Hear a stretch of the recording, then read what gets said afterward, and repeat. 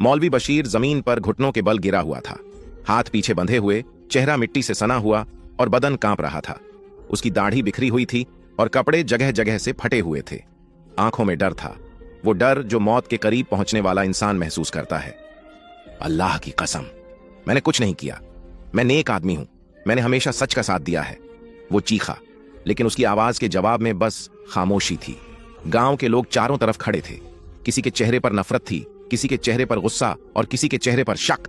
सबसे आगे हलीमा खड़ी थी, आंखों में आंसू मगर चेहरे पर अजीब सी सख्ती। मौलवी साहब, अगर आप सच्चे हैं तो अल्लाह खुद फैसला करेगा। हलीमा की आवाज ठंडी थी, जैसे वो दर्द को दबाकर बोल रही हो। हाँ, अल्लाह फैसला करेगा, वो जरूर इंसाफ करेगा। मौलवी बशीर चीखा, अगर मैंने झूठ बोला है, अगर मैंने जुल्म किया है तो अभी कोई निशानी जाहिर हो जाए। अगर मैं गुनहगार हूं तो मुझ पर अभी कोई आफत आ जाए। फंसा में अजीब सा सन्नाटा छा गया। गांव के लोग एक दूसरे की तरफ देखने लगे। कुछ के चेहरों पर हल्की सी हिचक थी, मगर ज्यादातर लोगों की आंखों में इंतकाम की आग थी। और फिर छप, तालाब के ठहरे हुए पानी में हलचल हुई। किसी ने डरकर पीछे कदम हटा लिया। हलीमा ने बेयकीनी से पानी की तरफ देखा। हवा में ठंडक बढ़ गई थी। मौलवी बशीर का जिस्म कांपने लगा। ये क्या? उसके होंठ कांप रहे थे, सांसें बेतरतीब हो रही थीं। पानी के बीच कुछ था, कोई साया, कोई अजाब घड़प। पानी में अचानक जबरदस्त हलचल हुई, जैसे बिजली की रफ्तार से किसी ने हमला किया हो। कुछ लोग घबराकर पीछे हट गए, कुछ के मुंह से चीख निकल गई। और मौलवी बशीर। गांव नूरपुर में रमजान की रौनक अपने चरम पर थी। हर तरफ रोशनी थी, मस्जिदों में इबादत और तिलावत का माहौल था। पूरे गांव में एक ही बात थी, अल्लाह की रहमत और मगफिरत के दरवाजे खुले हैं। लेकिन इसी मुकद्दस महीने में एक ऐसा गुनाह चुपके चुपके अपनी जड़ें जमा रहा था, जिसका तसव्वुर भी किसी को कांपने पर मजबूर कर सकता था। मदरसे की पाकीज़ा दीवारों में छुपा गुनाह। नूरपुर के मदरसा फैजान ए हिदायत में रोजा इफ्तार के बाद कुरान की तिलावत और दर्स व तदरीस हुआ करती थी। मौलवी बशीर इस मदरसे के सबसे बुजुर्ग और मोहतरम उस्ताद थे। उनकी सफेद दाढ़ी, माथे का गहरा सजदे का निशान और नर्म लहजा सबको मुतासिर करता था। गांव के लोग उन पर आंख बंद करके भरोसा करते थे, मगर इस जाहिरी परहेजगारी के पीछे एक ऐसा खौफनाक राज छुपा था जो सुनने वाले के रोंगटे खड़े कर देता। इसी मदरसे में 16 साल की हलीमा तालीम हासिल कर रही थी। उसकी आंखों में मासूमियत थी और वो पूरी तवज्जो के साथ कुरान हिफ्ज करने में लगी हुई थी। हलीमा की मां अक्सर फख्र से कहती, मेरी बेटी बहुत नसीब वाली है, अल्लाह के रास्ते पर है। लेकिन उसे नहीं पता था कि जिस शख्स को वो अल्लाह वाला समझ रही थी, वही भेड़ की खाल में भेड़िया था। रात की खामोशी और एक खौफनाक इरादा। रमजान की 21वीं रात थी। पूरा गांव तरावीह में मसरूफ था। चांदनी चारों तरफ बिखरी हुई थी और खेतों में ठंडी हवा चल रही थी। मदरसे के हॉल में लड़कियां नमाज और दुआ में मशगूल थीं। जब मौलवी बशीर की नजर हलीमा पर पड़ी, उसने नरमी से कहा, बेटी, नमाज के बाद जरा मेरे कमरे में आ जाना। तुम्हारी तिलावत में कुछ गलती हो रही है, उसे ठीक करना जरूरी है। हलीमा ने मासूमियत से सर हिलाया, जी मौलवी साहब। उसे नहीं पता था कि यह बस एक बहाना है और दरहकीकत वो खतरे के दरवाजे पर खड़ी थी। नमाज के बाद मदरसे के सभी बच्चे और उस्ताद अपने कमरों में जा चुके थे। मदरसे की रोशनियां धीमी हो रही थीं। हलीमा आहिस्ता आहिस्ता मौलवी बशीर के कमरे की तरफ बढ़ी। दरवाजे पर दस्तक दी। अंदर से आवाज आई, आ जाओ बेटी। हलीमा ने दरवाजा हल्का सा धकेला और अंदर दाखिल हो गई। कमरे में एक मध्यम सा चराग जल रहा था और फिजा में अतर की हल्की खुशबू फैली हुई थी।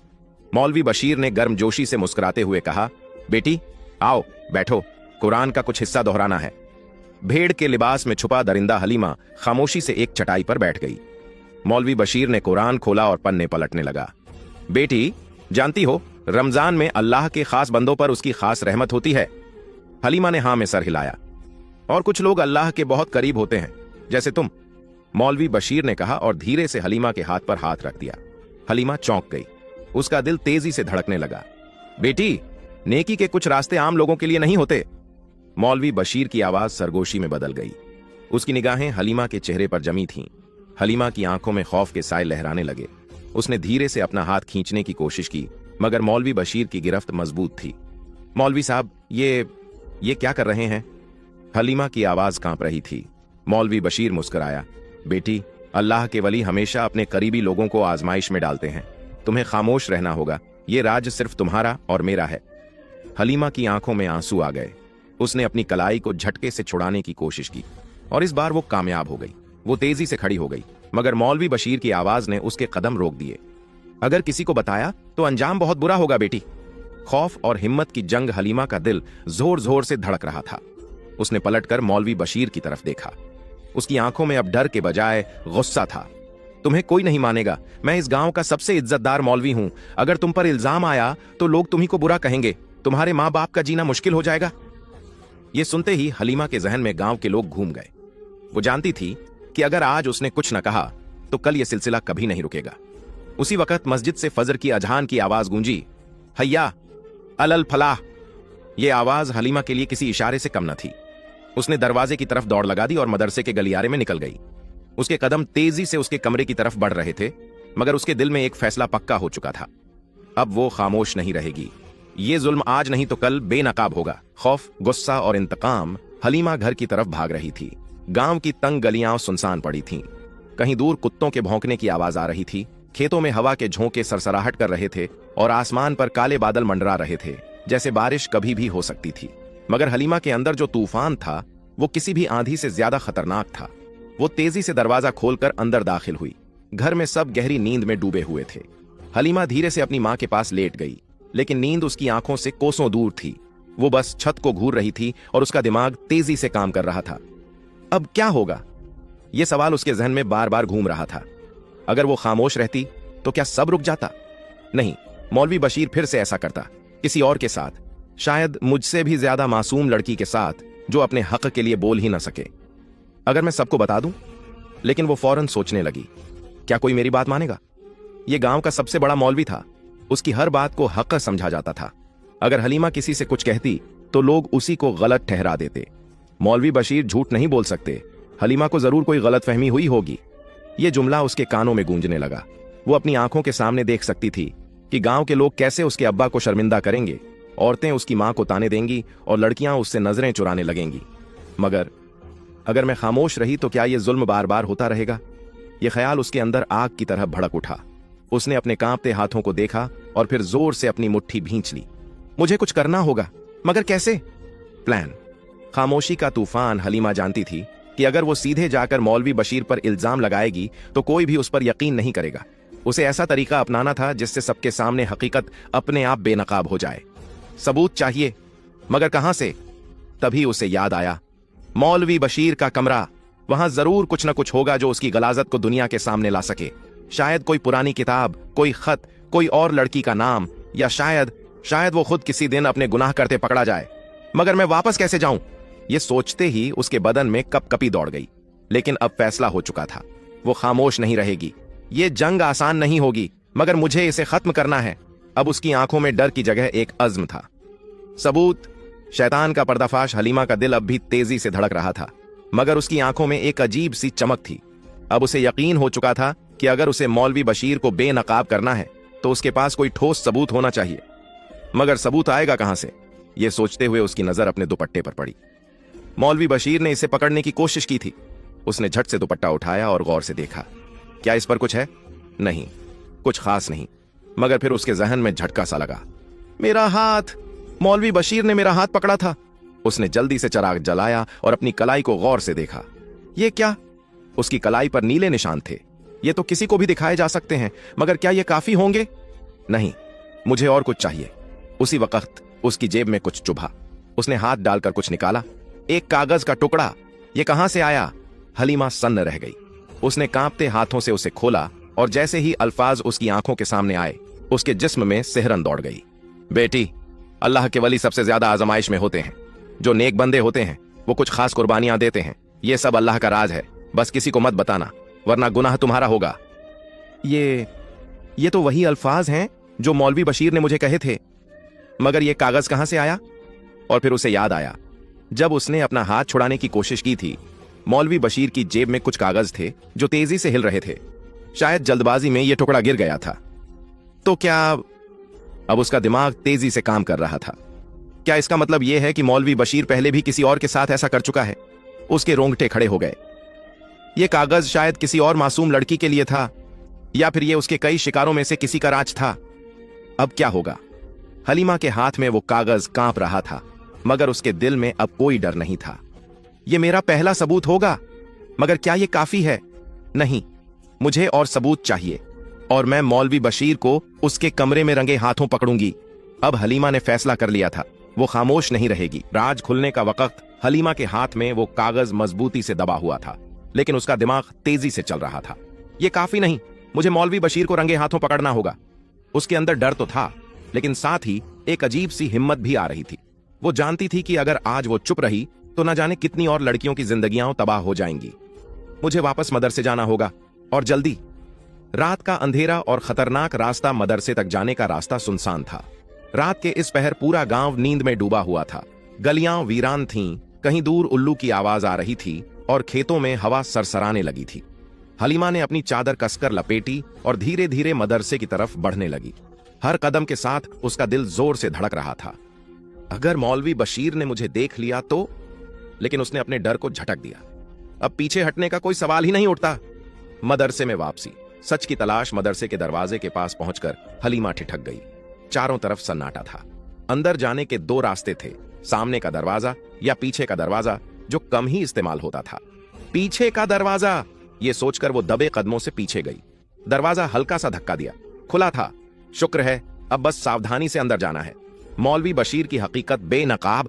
मदरसे के अंदर हर तरफ अंधेरा था, बस मौलवी बशीर के कमरे से हल्की रोशनी छन रही थी। ये अभी भी जाग रहे हैं। हलीमा दीवार के साथ सटकर धीरे धीरे उसके कमरे की तरफ बढ़ी। दरवाजा थोड़ा सा खुला हुआ था। उसने अंदर झांका और जो देखा उसे देखकर उसके होश उड़ गए। मौलवी बशीर बैठा था। उसके सामने कुछ कागज बिखरे हुए थे। उसके हाथ में एक छोटा सा थैला था जिसमें कई कागज, कुछ तस्वीरें और कुछ जेवर रखे हुए थे। ये क्या है? हलीमा ने ध्यान से देखा और तभी उसकी नजर एक दुपट्टे के टुकड़े पर पड़ी। ये किसी लड़की का दुपट्टा है। तभी मौलवी बशीर ने वो दुपट्टा उठाया और हल्की मुस्कान के साथ उसे निहारने लगा, जैसे कोई कीमती चीज हो। ये सब सबूत हैं उन लड़कियों के जो शायद मेरी तरह किसी न किसी दिन यहां आई थीं। हलीमा का दिमाग सुन्न हो गया। ये आदमी सिर्फ मेरे साथ नहीं, पहले भी कई मासूम लड़कियों के साथ जुल्म कर चुका है। रंगे हाथों पकड़ा गया। अब हलीमा के लिए छिपने का कोई मतलब नहीं था।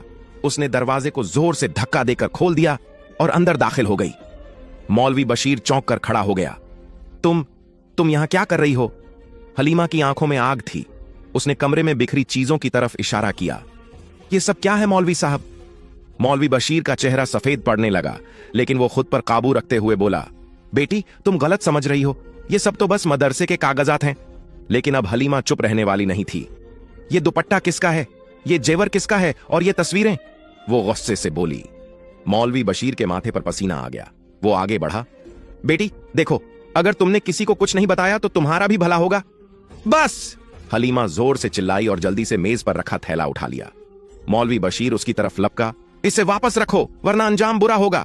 लेकिन अब देर हो चुकी थी। यही सबूत है तुम्हारे खिलाफ। हलीमा ने थैला मजबूती से पकड़ा और दरवाजे की तरफ दौड़ पड़ी। मौलवी बशीर ने उसे पकड़ने की कोशिश की, लेकिन इस बार हलीमा पहले से ज्यादा होशियार थी। वो तेजी से बाहर निकल गई। गांव में तूफान! हलीमा जैसे ही मदरसे से निकली, वो सीधे मस्जिद की तरफ भागी। फज्र की अजान होने वाली थी और गांव के लोग मस्जिद में आ रहे थे। यही सही वक्त है। वो हांफती हुई मस्जिद में दाखिल हुई और ऊंची आवाज में बोली, सब लोग सुनो, मौलवी बशीर वो दरिंदा है। मस्जिद में मौजूद लोग हैरान होकर उसकी तरफ देखने लगे। मेरे पास सबूत है। उसने चीखते हुए थैला सबके सामने फेंक दिया।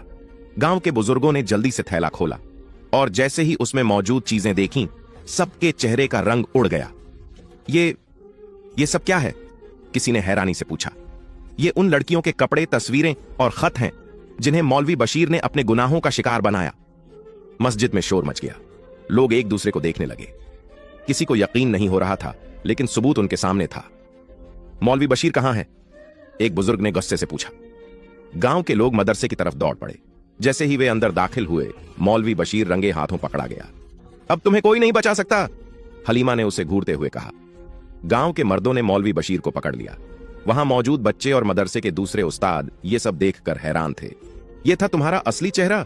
तुम्हें तो अल्लाह से डरना चाहिए था, एक बुजुर्ग ने कहा। हलीमा की जीत। हलीमा की आंखों में आंसू थे, लेकिन ये आंसू कमजोरी के नहीं बल्कि फतह के थे। मौलवी बशीर का गंदा सच सबके सामने आ चुका था और आज एक लड़की की हिम्मत ने गांव की कई मासूम जानों को बचा लिया था। जुल्म का खौफनाक अंजाम, मगरमच्छ की अदालत। गांव का सबसे बड़ा मैदान लोगों से खचाखच भरा हुआ था। मशालों की रोशनी में हर चेहरे पर गुस्सा, नफरत और इंतकाम की चमक थी। सबकी नजरें उस आदमी पर जमी थीं जो रस्सियों में जकड़ा जमीन पर पड़ा हुआ था। मौलवी बशीर, इस जैसे दरिंदे के लिए हमारे गांव में कोई जगह नहीं। हाजी करमदाद की गरजती हुई आवाज गूंजी। वो गांव के सबसे बड़े बुजुर्ग और सरदार थे और उनका हर फैसला पत्थर की लकीर माना जाता था। उन्होंने चारों तरफ खड़े लोगों पर एक नजर डाली और फिर बोले, इसे तालाब के किनारे ले चलो, वहीं इसका इंसाफ होगा। ये सुनते ही लोग नारों के साथ आगे बढ़े और मौलवी बशीर को घसीटते हुए गांव के बड़े तालाब की तरफ ले जाने लगे। फैसले की घड़ी, मगरमच्छ की वादी। रात गहरी हो चुकी थी। तालाब के चारों तरफ जंगल की स्याही फैली हुई थी। हवा में एक अजीब सी दहशत थी, जैसे कोई अनदेखा दरिंदा इंतजार कर रहा हो। तालाब के किनारे पहुंचकर मौलवी बशीर को एक मजबूत लकड़ी के खंभे के साथ बांध दिया गया। मुझे छोड़ दो, वो चीखा, अल्लाह के वास्ते रहम करो। लेकिन वहां मौजूद किसी भी आंख में रहम नहीं था। हाजी करमदाद आगे बढ़े और गहरी आवाज में बोले, तूने अल्लाह के घर को गंदा किया, मासूमों की इज्जतें लूटी और अब अल्लाह की कसमें खा रहा है। मौलवी बशीर की सांसें तेज हो गईं। उसने हड़बड़ाते हुए कहा, मैं कुरान की कसम खाकर कहता हूं, मैं बेगुनाह हूं। अगर मैंने वाकई कोई गुनाह किया है तो मुझ पर अल्लाह का अजाब नाजिल हो जाए। ये लफ्ज अभी उसके मुंह से निकले ही थे कि छप छप पानी की सतह पर हरकत होने लगी। लोग एक दूसरे को देखने लगे। कुछ लोग सहम कर पीछे हट गए।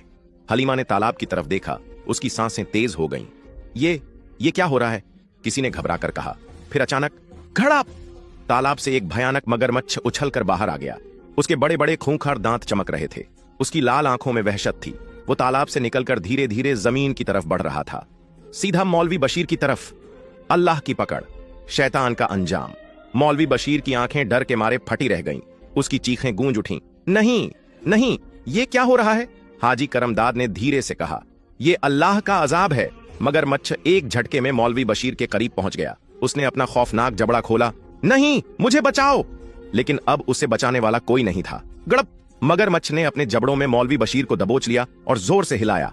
आ! मौलवी बशीर की दहशत से भरी चीखें पूरी फिजा में फैल गईं। मगरमच्छ ने एक झटके में उसे खींचा और फिर तालाब के गहरे पानी में घसीट लिया। पानी की सतह पर खून के छींटे उछले और कुछ ही लम्हों में सब कुछ खामोश हो गया। हक़ा की जीत, बातिल का अंजाम। हलीमा ने तालाब की तरफ देखा। उसके होंठ कांप रहे थे, लेकिन उसकी आंखों में एक चमक थी। जुल्म ज्यादा देर तक नहीं चलता, आखिरकार अल्लाह इंसाफ कर ही देता है। हाजी करमदाद ने मशाल को नीचे किया और गांव वालों की तरफ देखा। यह है इबरत, अब याद रखना, जो भी जुल्म करेगा उसका अंजाम यही होगा। गांव के लोगों ने सर हिलाया। आज एक दरिंदे का खात्मा हो चुका था और एक नई सुबह उभरने वाली थी। इखलाकी सबका, अल्लाह की लाठी बेआवाज होती है। जो जालिम झूठी कस्में खाकर बचने की कोशिश करता है, अल्लाह उसे खुद नजर इबरत बना देता है। हर जालिम का अंजाम बुरा होता है और सच्चाई हमेशा फतह पाती है।